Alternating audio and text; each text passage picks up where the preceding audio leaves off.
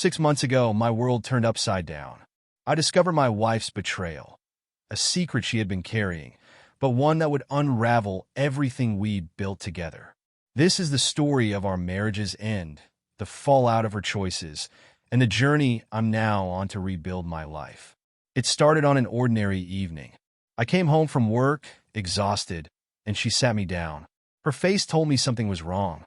Then she confessed. She had been having an affair for months with a coworker. My first instinct was to tell her to leave and to start divorce proceedings immediately.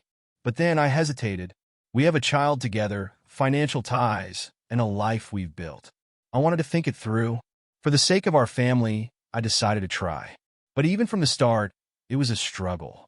The emotional roller coaster of anger, sadness, and doubt was overwhelming. Her affair was with a coworker.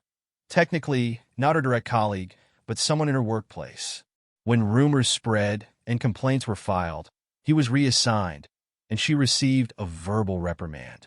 Apparently, they were fooling around at work. It was reckless, to say the least. It made me question everything. The late nights she claimed were for work, workouts, or meeting friends. Were they lies? Her job, like his, is in a field notorious for high rates of infidelity. The pieces started to fall into place. After a heated argument, I laid down my terms. She had to cut all communication with him. No social media, no phone calls, no texts, nothing. She agreed, or so I thought. A few months later, I found out she had reopened communication with him. Not only that, but they met up. She swore they didn't sleep together, but a friend of hers confirmed they kissed. That was the final straw. I went through her phone to find proof. Let's just say, she doesn't cover her tracks as well as she thinks. That was it for me. I knew our marriage was over. I contacted a lawyer and started divorce proceedings. Thankfully, due to her income, I won't have to pay significant alimony. My main concern now is custody of our child. Our child is my top priority. I want what's best for them, but navigating custody battles is daunting. I'm preparing for the worst while hoping for the best. I also informed the affair partner's wife. He's now homeless, and she's taking him to the cleaners. She's a stay-at-home mom, so he's facing a brutal divorce. On top of that, both he and my wife are likely to lose their jobs due to their actions. Their futures at the company are over.